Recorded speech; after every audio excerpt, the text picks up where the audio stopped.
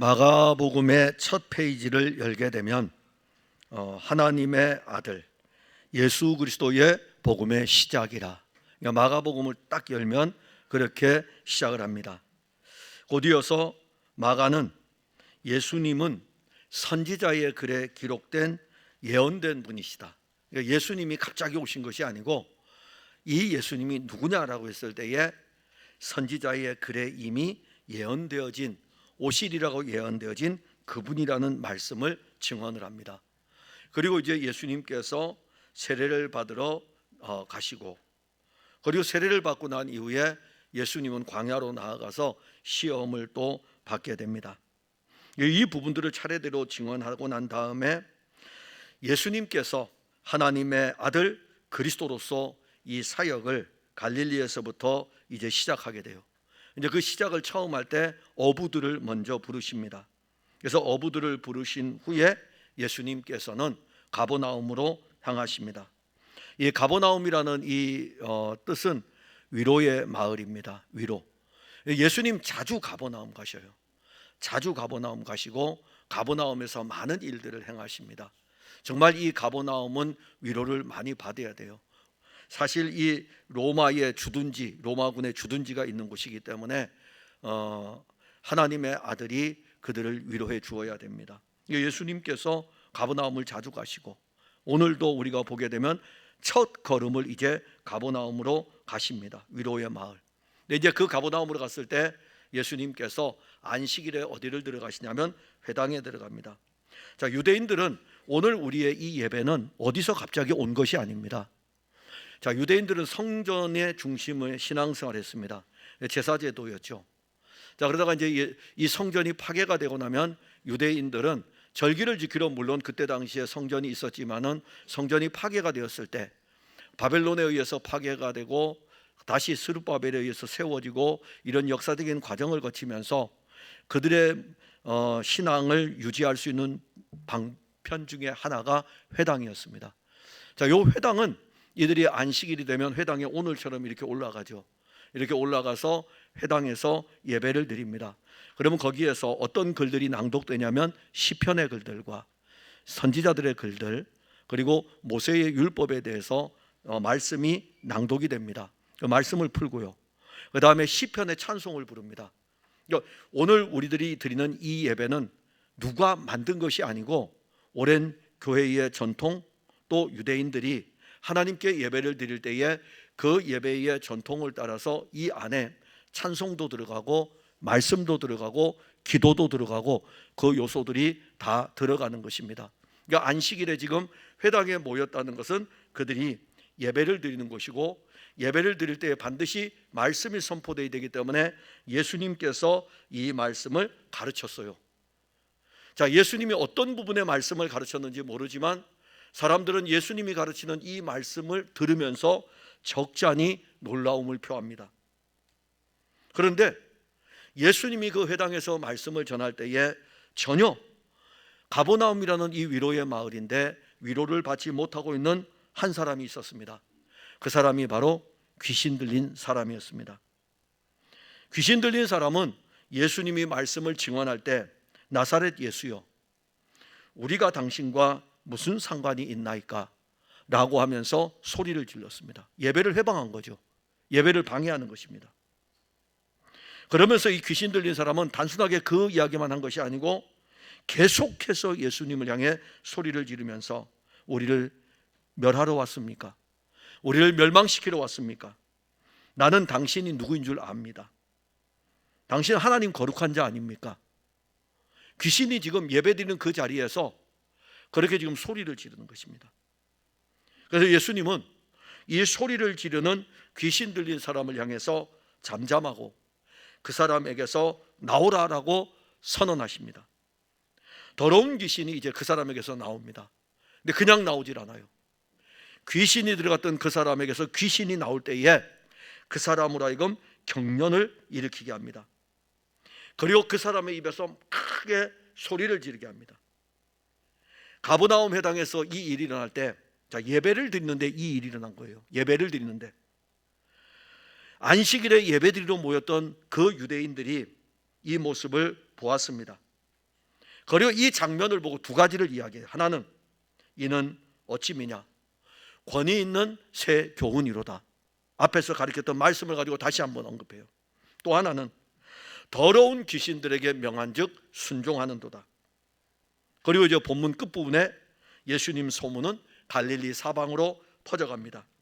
중요한 거, 그들은 예수님을 믿지 않았습니다. 예배는 드렸지만 예수님을 믿지 않았습니다. 오랜 종교의 전통을 따라 교회는 다녔지만 예수님을 믿지 않았습니다. 새로운 교훈인가? 새로운 이야기인가? 율법교사들보다 좀 나은 설교를 하고 있네? 그러나 그들은 예수님을 믿지를 않았습니다. 우리는 귀신들이 악한 영이라는 것을 알고 있습니다. 우리도 영적인 존재입니다. 우린 육신만 있는 것이 아니라 우리 영적인 존재예요. 이 영을 하나님이 거두어 가시면 이 육신은 껍데기일 뿐입니다. 우리는 영과 육으로 지어져 있습니다. 다 영적인 존재예요. 그런데 우리의 영은 보이지 않습니다. 똑같습니다. 귀신도 영적인 존재이기 때문에 우리 눈에 보이지 않습니다. 그런데 귀신은 우리가 보지 못하는 영적인 세계를 봅니다.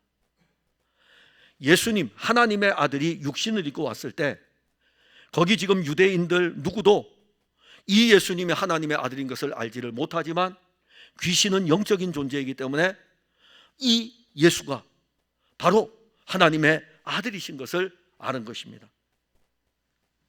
그런데 이 악한 영인 귀신은 나사렛 예수가 하나님의 아들 그리스도인 것은 알지만 믿지는 못합니다.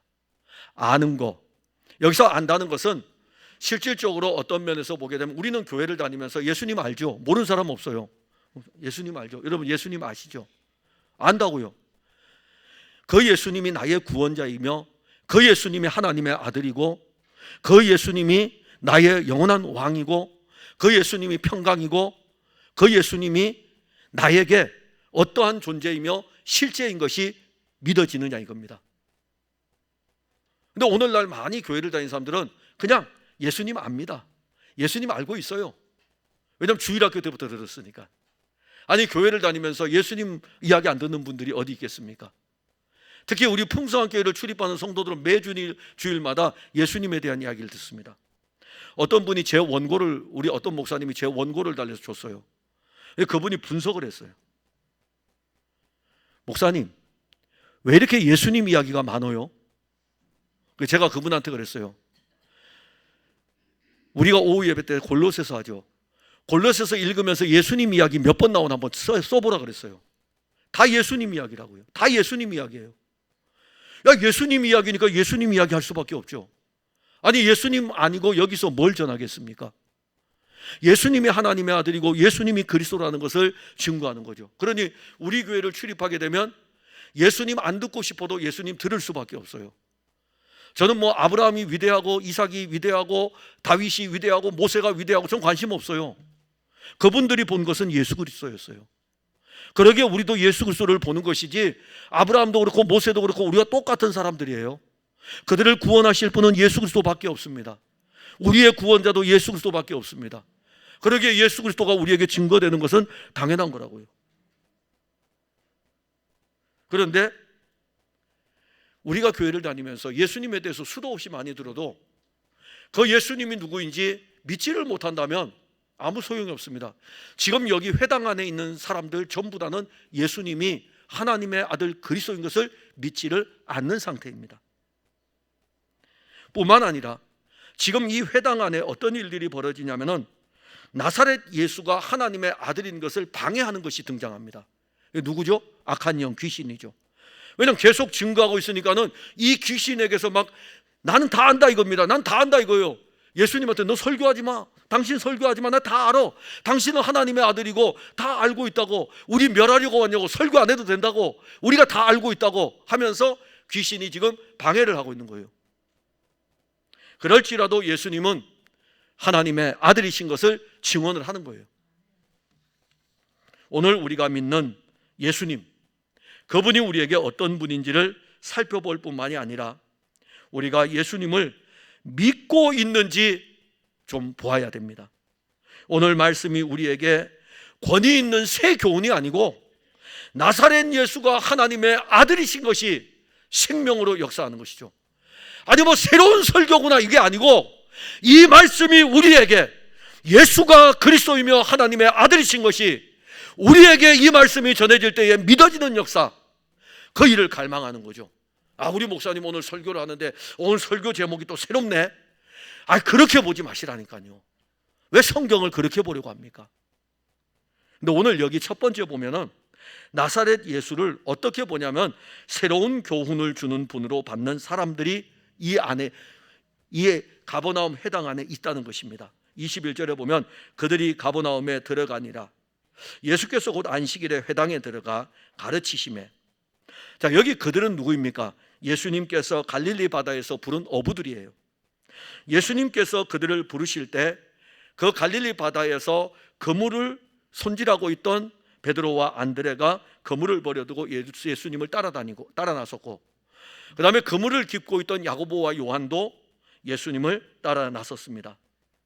예수님 이들을 데리고 가버나움으로 들어갔습니다. 이곳이 바로 로마 군대가 주둔하고 있는 곳입니다. 그리고 큰 세관이 있는 곳입니다. 로마가 유대 나라를 지배하고 있을 때에 가버나움은 정말 큰 도시입니다. 로마 군대가 주둔하고 있고, 그리고 거기에는 세관이 있습니다. 이렇게 큰 성읍에 사람들이 많으니까는 당연히 거기에는 회당이 들어서게 돼 있습니다. 그리고 거기에 있는 이 유대인들은, 가버나움에 있는 유대인들은 안식일에 회당에 들어가서 예배를 드렸습니다. 그들이 드리는 예배에는 오늘 우리와 같이 말씀 선포가 있습니다. 예수님께서는 가버나움 회당에서 안식일을 지키러 온 유대인들에게 하나님의 말씀을 가르쳤습니다. 자, 예수님이 가르치는 이 말씀을 듣고 있던 유대인들은 예수님이 가르치는 그 교훈에 놀랐습니다. 그래서 본문 22절에 보면 뭇사람이 그의 교훈에 놀라니. 자, 여기 놀란다는 이 표현은 과거적 표현이 아니에요. 예수님의 가르침에 놀라고 있는 상태입니다. 어떤 한 부분을 이야기하는 게 아니에요. 어떤 한 부분을 선포했으니까 그것 때문에 놀라는 것이 아니라, 여기 놀란다는 이 표현은 예수님이 계속해서 설교를 하고 있는 동안에 그 말씀에 대해서 놀라움이 일어나고 있는 것입니다. 자, 우리가 설교를 들을 때 여러분 한번 생각해 보세요. 하나님의 말씀을 들을 때에 어떤 사람은 졸죠. 어떤 사람은 잔다고요. 어떤 사람은 딴 생각해요. 저는 몰라요. 조는 건 알아요. 조는 건 알아요. 딴 생각하는 건 모르겠더라고요. 근데 눈을 마주치면 알아요. 딴 생각하는 것은 눈을 마주치면 알아요. 근데 중요한 거는요, 예수님은 다 아셔요. 우리 예수님 그런 분 아닙니까? 우리의 안고 일어섬도 아시는데, 우리가 오늘 이 예배 드릴 때 이 마음의 자세까지 우리 예수님 다 아셔요. 우리는 예수님을 속일 수가 없죠. 그분은 만홀히 여김을 받지 않으시는 분이에요. 여러분들이 아무리 포장하고 우리가 아무리 포장해도 다 아셔요. 그러니까 저를 속여도 돼요. 그다음에 여러분들이 이곳에 예배를 드리러 왔다면은 예수님은 속일 수가 없습니다. 예수님은 속일 수가 없죠. 그런데 제가 오늘 이 말씀을 드리는 것은, 말씀이 설교가 될 때에 집중하고 있는 사람도 우리 교회 설교가 50분이라고요. 50분 동안 온전히 집중하기 힘들어요. 안 그렇습니까? 설교하게 되면은 한 10분은 어느 부분에 집중하고 있다가 또 놓치고, 집중하고 있다가 놓치고, 이럴 수가 있다고요. 근데 예수님이 설교할 때 지금 이 놀랬다라는 이 표현의 의미는 뭐냐면은, 설교를 시작해서 끝나는 그 순간까지 계속 놀래고 있는 거예요. 그러니 50분이면 50분 설교하는 동안에 막 놀래는 거예요. 저 말씀이 이 말씀이 그 말씀이고, 이게 바로 놀랜다라는 그 단어의 뜻입니다. 예수님께서 회당에 모인 많은 사람들에게 말씀을 가르치실 때 이 계속 쏟아지는 이 예수님의 입에서 나오는 엄청난 말씀 앞에 드디어 그들의 입에서 나왔어요. 서기관하고는 다르구나. 서기관하고는 다르구나. 왜냐하면 계속 놀래고 있으니까는 그들에서 나온 딱 표현 하나는 서기관하고는 다르구나. 다르죠. 예수님은 말씀입니다. 예수님은 말씀이에요. 말씀이 육신이 되신 분입니다. 그러기에 그 말씀은 말씀 자체가 권세가 있는 것입니다. 서기관들이 아무리 하나님의 말씀을 많이 알아도 말씀이신 예수님의 가르침을 따라갈 수는 없는 것입니다. 그래서 본문 22절에 보면 그가 가르치는 것이 권위 있는 자와 같고, 27절에서는요 다 놀라 서로 물어 이르되 이는 어찌 미냐 권위 있는 새 교훈이로다. 여기 권위라는 단어, 서기관들이 가르치는 가르침과 비교해서 더 높은 수준의 가르침을 이야기하는 것이 아닙니다. 예수님이 가르치는 이 말씀이 서기관들이 가르치는 이 말씀하고 비교해 보니까 와, 확실히 권위가 있구나, 그 말씀이 아니고, 이 권위는 신적인 권위를 쓰는 거예요. 신적인 권위. 사람의 입에서 나오는 말이 아니구나. 사람의 입에서 나오는 말이 아니고 예수님 입에서 나오는 이 말씀이 마치 하나님의 말씀과 같구나. 예수님 말씀이 이 신적인 권위를 가지고 있다는 것은 왜 그럴까요? 말씀이 그대로 이루어지기 때문입니다. 말씀이 그대로 이루어져요. 예수님이 말씀하시면 물이 변하여 포도주가 됩니다. 예수님 말씀하시면 그냥 돼요. 예수님 말씀하시면 무덤에 들어가 장사 지낸 지 나흘이 된 나사로를 향하여 나사로야 나오라 그러면 그 말씀은 나사로를 나오게 합니다. 이게 바로 예수님이 말씀하시면 그 말씀대로 이루어집니다. 예수님 말씀은 능력이고 예수님 말씀은 권세가 있습니다. 이 예수님 말씀이 얼마나 권세가 대단한지 아무도 지금 그 가버나움 회당에 있는 유대인들, 안식일에 예수님 설교를 듣고 있던 그들이 그 말씀에 대항하지를 못했습니다. 그런데 이들은 가버나움 회당에서 말씀을 들으면서 대항하지도 않으면서도 어떤 정도로 봤냐면, 아, 이런 교훈이구나, 이렇게 받는 거예요. 이렇게 오늘날 교인들이 그렇게 받아요. 오늘날 교인들이 교회에 가서 설교를 들으면서 안 듣는 것도 문제지만은 듣는데도 교훈 정도로 여깁니다. 아니 뭐 예수님이 철학자입니까? 아니 예수님이 소크라테스예요? 새로운 교훈을 주려고 예수님이 오셨습니까? 근데 오늘날 교회는 이 예수님의 말씀을 그냥 교훈으로 여겨요. 마치 유대인들하고 똑같죠. 근데 또 하나 놀라운 사건이 하나 있습니다. 바울이 데살로니가 교회에 편지를 쓸 때에 이 데살로니가 교회에 전했던 이 말이 그들에게 임할 때에, 이 말씀이 선포되었을 때에 능력과 확신으로 이 말씀은 교훈이 아니고 이 말씀은 능력이고 이 말씀은 듣는 사람들 안에 큰 신앙의 확신을 일으킵니다. 어떤 사람들은 그 말씀에 생명이 있고 그 말씀에 능력이 있음을 알지 못하고 교훈 정도로 여기면서 교회를 출입을 합니다. 종교개혁자들이 왜 오직 성경, 왜 오직 예수, 이 말씀을 증언하였겠습니까? 중세 천년의 가톨릭이잖아요. 종교에 매여 있는 사람들이에요. 그때의 중세 천년의 예배가 어떤 예배인 줄 압니까? 앞에서 설교하는 사제는 라틴어로 설교를 해요. 앉아있는 사람은 독일 사람인데 라틴어 전혀 모르는데 아무것도 몰라요. 설교 끝날 때 세상으로 여러분을 보냅니다라는 의미로 미사 이렇게 하면, 와, 이제 예배 끝났구나. 설교 하나도 안 들었어요. 설교 하나도 안 들었다고요. 라틴어인데 어떻게 설교를 들어요?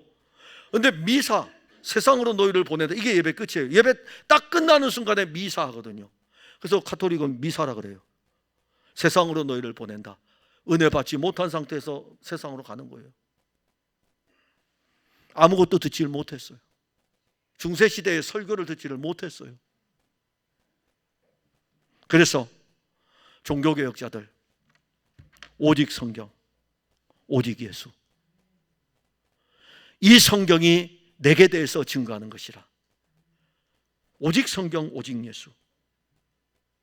아직도 예수님의 말씀을 교훈 정도로 여기는 사람이 있다면 그 사람은 예수님을 율법을 가르치는 선생님보다 조금 더 이 율법을 잘 가르치는구나 이렇게 여길 뿐입니다. 예수님은 우리에게 새로운 교훈을 주러 오신 분이 아닙니다. 그럼에도 불구하고 오늘날 교회를 다니는 사람들조차도 예수님을 새로운 교훈을 주시는 분으로 이해를 하고 있습니다. 또 하나가 있습니다. 예수님을 귀신 쫓아내는 분으로 알고 있습니다. 23절에 보면 마침 그들의 회당에 더러운 귀신 들린 사람이 있어 소리질러 이르되, 자, 안식일에 가버나움 회당에 사람들이 모였습니다. 예배를 드리기 위해서 모였습니다. 그리고 예배를 드리면서 말씀을 듣는 중에 그 자리에 해필이면 귀신 들린 사람 한 사람이 있었습니다. 예수님이 말씀을 증언할 때에 사람들은 예수님의 가르치는 그 새 교훈에 귀를 기울이면서 새로운 교훈에 놀라고 있을 때에 갑자기 예배 중에 한 사람이 일어나서 소리를 질렀습니다. 귀신 들린 이 사람이 예배를 방해했습니다. 말씀이 선포되지 못하도록 회방했습니다. 본문 24절에 보면 나사렛 예수여, 우리가 당신과 무슨 상관이 있나이까? 지금 예배 중에 이게 나온 거예요. 예배 중에 만일 우리가 이렇게 예배 드리고 있는데 우리 중에 누가 한 사람이 딱 일어나가지고, 목사님, 나사렛 예수가 우리하고 무슨 상관이 있습니까? 제가 예전에 전도해가지고 한 명을 교회를 데려갔다고요. 교회를 데려갔는데 목사님이 설교를 하는 거예요.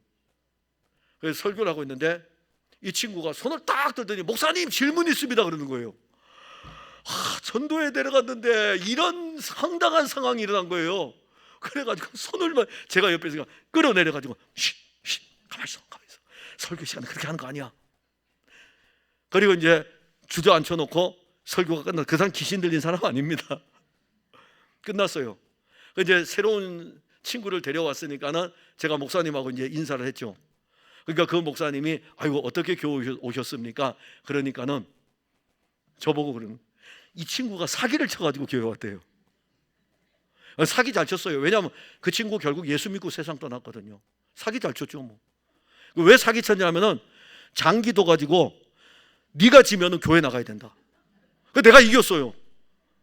그래서 데려간 거예요. 그러니까 이 친구는 내가 장기를 두면서 술수를 부려가지고 이겼다고 생각한 거예요. 아니 근데 예배 중간에 이렇게 손 들고서 목사님 질문 있습니다 할 줄 누가 알았겠어요? 목사님 얼마나 당황했겠습니까? 그래도 우리 풍성한 교회는 전부 다 베레아 사람들처럼 정말 신사적입니다. 한 사람도 예배 중에, 제가 목회하면서 한 사람도 손 들고서 목사님 질문 있습니다 하는 사람은 아직까지 없습니다. 그런데 오늘 예수님 설교를 할 때에 한 사람이 소리를 지른 거예요.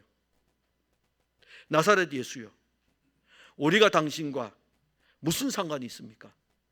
우리를 멸하러 왔나이까? 나는 당신이 누구인 줄 아는데 하나님의 거룩한 자입니다. 귀신 들린 사람이요, 예수님이 설교를 하고 있는데 방해를 하고 있고 소리를 지릅니다. 그러면서 방해하는 거 보세요. 우리 다 안다 이겁니다. 예수님 당신 다 알아요. 하나님의 아들이신 거 압니다. 그리고 왜 왔는지 압니다. 우리를 멸하려고 왔습니까? 악한 영은 예수님에 대해서 누구보다도 잘 압니다. 그러기에 악한 영은 예수님이 하시는 일을 회방하려고 지금도 날뛰고 있어요. 악한 영은 그때만이 아니에요. 이 영물의 세계는 시간과 공간을 뛰어넘기 때문에 시간의 구애가 없습니다. 예수님 당시에 활동했던 그 귀신들은요 지금도 활동하고 있어요. 예수님을 광야로 끌고 가서 시험했던 그 마귀는 지금도 활동하고 있다고요. 시간과 공간, 영원한 존재예요. 영원한 존재. 그 영원한 존재가 지금도 날뛰면서 하나님의 말씀이 선포되지 못하도록 회방하고 있는 것입니다. 그리고 악한 영은 예수님을 알아요. 알기 때문에 예수님이 사시는 사역의 현장에 나타나서 예수님이 하시는 사역을 회방하고 있는 것입니다. 가버나움 회당에서도 귀신 들린 사람이 예수님의 설교를 방해하였습니다. 우리는 이 장면을 보면서 지금 예배 분위기가 어떻게 흘러가고 있는지 알 것입니다. 저는 오늘 우리 풍성학교 성도들 설교를 듣는데 왜 이리 잘 들어요? 정말 잘 들으셔요. 너무너무 고맙죠. 조용하게 지금. 알아요. 여기서는요 얼마나 민감한지 모릅니다. 민감한지 몰라요. 여러분들의 표정 하나에도 설교자가 되게 민감하거든요. 근데 여기 다 보이거든요. 여기 다 보이는데 만약에 여러분들 중에 한 사람이 이렇게 하면은 딱 거기를 보는 순간 설교자가 축 떨어져 버려요.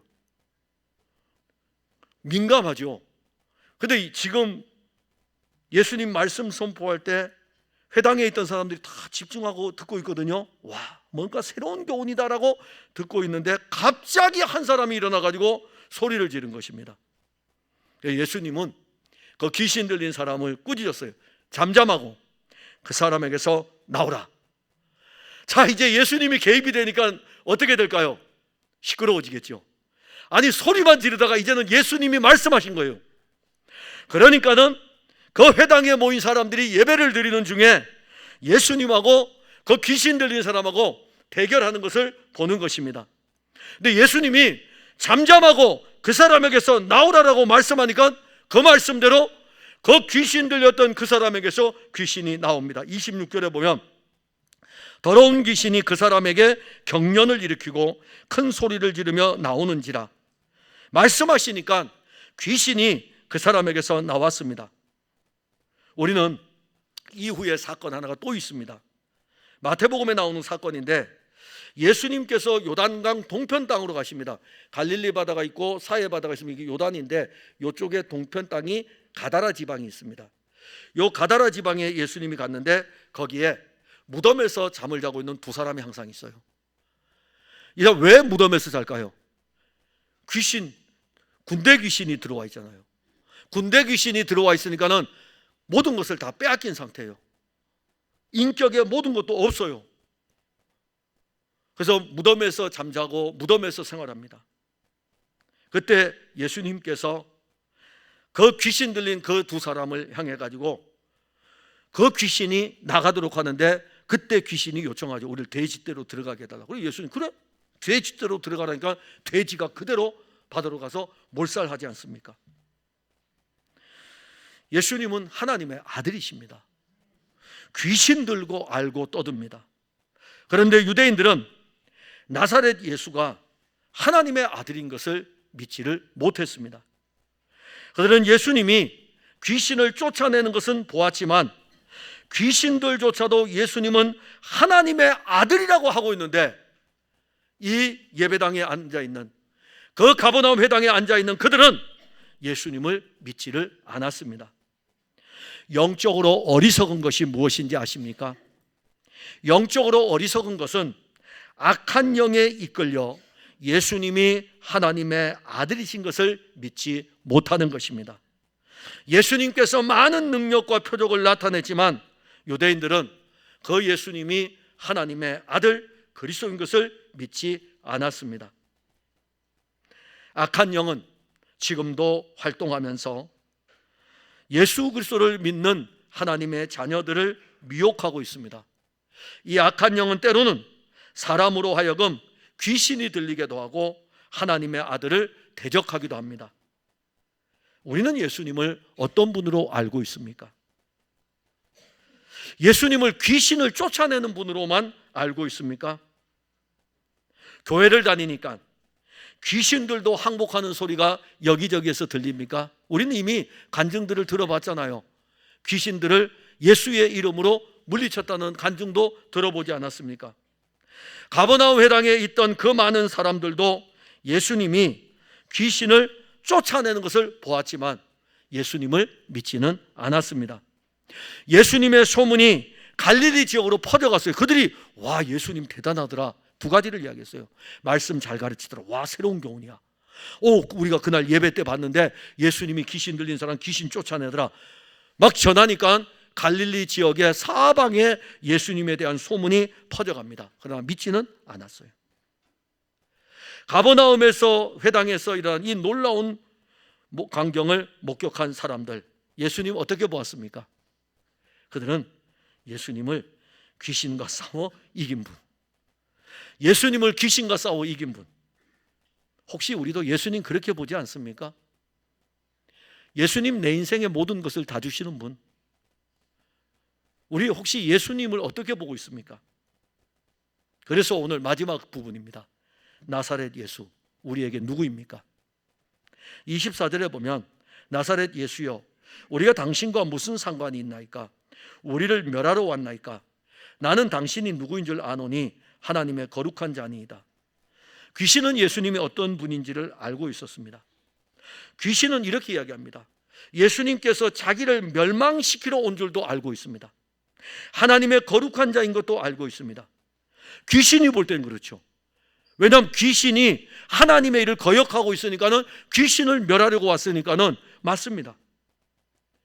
예수님이 이 땅에 오신 것은 그 일 때문에 오셨습니까? 아니죠. 마태복음 1장 22절에 아들을 낳으리니 이름을 예수라 하라. 이는 그가 자기 백성을 그들의 죄에서 구원할 자이심이라 하니라. 하나님의 아들이 육신을 입고 오신 것은 자기 백성들을 죄에서 구원하기 위해서입니다. 하나님의 아들 예수는 일평생 죄에 매여 있고 사탄에 매여 있는 자기 백성들을 그 결박에서 풀어주기 위해서 오신 것입니다. 하나님의 아들 예수께서 오신 것은 자기 백성들과 관계하기 때문이에요. 요한복음 10장 10절에 도둑이 오는 것은 도둑질하고 죽이고 멸망시키려는 것뿐이요 내가 온 것은 양으로 생명을 얻게 하고 더 풍성히 얻게 하려 함이라. 하나님의 아들 예수는 자기 백성들을 멸망시키기 위해서 오신 분이 아니고 자기 백성들에게 생명을 주기 위해서입니다. 근데 그 생명은 누구 생명일까요? 예수님 생명. 예수님 생명을 우리에게 주기 위해서, 아버지의 생명을 주는 게 아니라, 어머니의 생명을 주는 것이 아니라 영원한 생명이신 예수님 그 생명을 우리에게 주기 위해 가지고, 내가 온 것은 양으로 생명을 얻고 더 풍성히 얻게 하려 함이라. 내가 온 것은 양으로 하여금 생명을 얻게 하기 위해서, 이 생명을 주기 위해서 내가 왔다 이겁니다. 멸하러 오신 분이 아니십니다. 마귀는 하나님의 형상대로 지음을 받은 아담과 하와를 미혹했습니다. 아담과 하와가 마귀의 미혹에 넘어졌습니다. 죄와 사망이 모든 인간을 지배했습니다. 마귀는 미혹의 영으로 지금도 우리를 그리스도 예수에게서 멀어지게 합니다. 괜찮아, 너 예수 믿지? 괜찮아, 그냥 그렇게 교회 다녀. 마귀는 지금도 미혹해요. 성경은 우리에게 이렇게 교회 다니라고 말씀하지는 않습니다. 말씀이신 그리스도가 우리에게 양식으로 공급되는 것을 누리도록 먹도록 하는 것이죠. 사탄은 대적의 영으로 하나님의 자녀들을 대적합니다. 끊임없이 한 면에서는 미혹을 해가는 마귀, 그러나 또 다른 이름은 대적하는 거예요. 결국 대적을 해가지고 우리를 미혹으로 끌고 가서 대적해가지고 하나님의 자녀인 이 놀라운 축복의 이 상급을, 이 놀라운 것들을 가지고 있는 것을 빼앗으려고 합니다. 그럼 귀신은 누구입니까? 귀신, 오늘 성경에 나오는 귀신은 사탄의 부하들이에요. 요 졸개들이라고요. 악한 영들입니다. 그 영들은 하나님의 자녀들을 사망으로 이끌어 가려고 지금도 우는 사자와 같이 달려들고 있습니다. 자, 가버나움 회당에 있었던 귀신 들린 그 사람 언제 왔습니까? 안식일에 회당에 왔습니다. 안식일에 회당에 왔어요. 안식일에 회당에서 예배를 드리는 사람입니다. 예수님이 가버나움 회당에 오시기 전에 그 사람은 이전에도 가버나움 회당에서 안식일을 지키는 사람입니다. 그런데 이 사람은 참 불쌍한 사람이에요. 그가 아무리 유대 종교를 따라서 안식일에 회당에서 예배를 드려도 이 사람은 안식이 없었어요. 이 사람은 안식이 없었어요. 사탄에 매여 있기 때문에, 귀신에 매여 있기 때문에. 누가 이 불쌍한 사람을 구원하여 줄 수 있겠습니까? 회당에서 한두 번 예배 드려졌습니까? 안식일에 지금 예수님이 여기서 설교하기 전에 이미 서기관들이 와가지고, 율법 선생님들이 와가지고 율법의 말씀을 풀어가지고 계속해서 설교를 하고 있는데, 누가 이 사람을 그 귀신 들린 상태에서 구원하여 줄 수 있겠습니까? 바로 그분이 오신 거예요. 이 사람을 구원하여 주기 위해서 하나님의 아들 예수께서 그 회당에 오신 것입니다. 이 사람을 붙들어 매고 있던 귀신들은 예수님이 말씀하실 때 그에게서 떠나갔습니다. 나사렛 예수는 이 사람에게 참 안식을 주었습니다. 이 사람이 가버나움의 은혜를 입은 거예요. 가버나움이 위로의 도시잖아요. 위로의 마을이잖아요.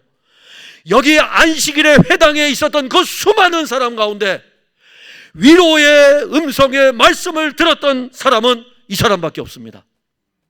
이 사람은 나사렛 예수로 말미암아 악한 영에서 노임을 받았습니다. 다시 물어봅니다. 진짜 불쌍한 사람은 누구입니까? 안식일에 가버나움 회당에 모여 예배드리는 이 사람들이 불쌍한 사람 아닙니까? 정말 불쌍한 사람들이죠. 그들은 태어나면서부터 부모의 손에 이끌려 회당을 출입하였습니다. 회당에서 율법교사들로부터 수도 없이 많은 설교를 들었습니다.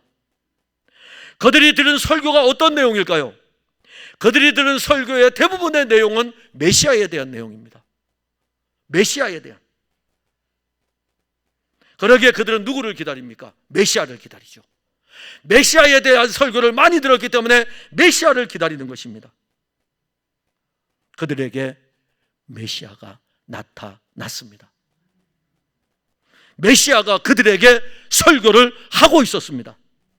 그러나 그들은 메시아가 그들에게 설교를 하고 있음에도 불구하고 나사렛 예수로만 알았습니다. 그들에게 오신 그 예수는 그저 대단한 사람일 뿐입니다. 나사렛 예수의 설교를 들으면서 그들은 새로운 교훈을 듣는 것 같았다고 이야기합니다. 나사렛 예수께서 귀신을 쫓아낼 때에는 그 광경을 목격하고 놀랄 뿐입니다. 가버나움에 모여서 안식일을 지키는 이 무리들은 나사렛 예수에 대해서 관심이 없었습니다. 안식일에 가버나움 회당에서 예수님의 은혜를 맛본 사람은 딱 한 사람이에요. 귀신 들린 사람이라니까요. 귀신 들린 이 사람 한 사람만 예수님의 은혜를 맛보았습니다.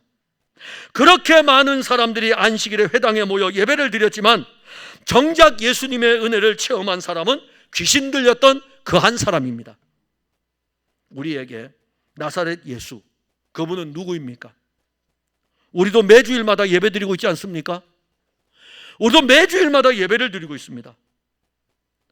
어떤 사람들은 이 가버나움 회당에서, 이 풍성한 교회에서 예배를 드리면서 가버나움 회당에 모인 사람들처럼 매주일마다 예수 그리스도에 대해서 설교하는 걸 보면서 와, 신기할 뿐이다. 우리 목사님은 예수님밖에 모르나 봐.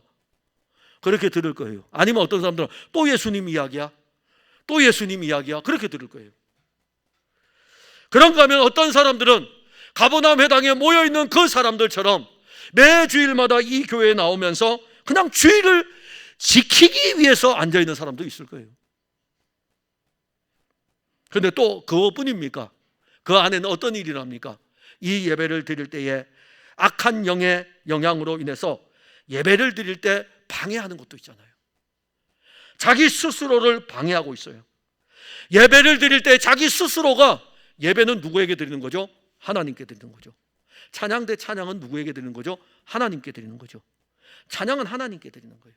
찬송은 하나님께 드리는 거고 예배는 하나님께 드리는 겁니다. 그런데 우리가 언제부터인지 이 가버나움 회당에서 함께 모여 예배를 드리면서 스스로 하나님께 예배 드리는 것을 회방하고 있어요. 참 예배이며 예배를 받으실 분이 오늘 가버나움 회당에 와서 하나님의 아들이 지금 설교를 하고 있지만은 누구도 그 회당에서 예수님과 생명의 교통으로 나아가지를 못했습니다.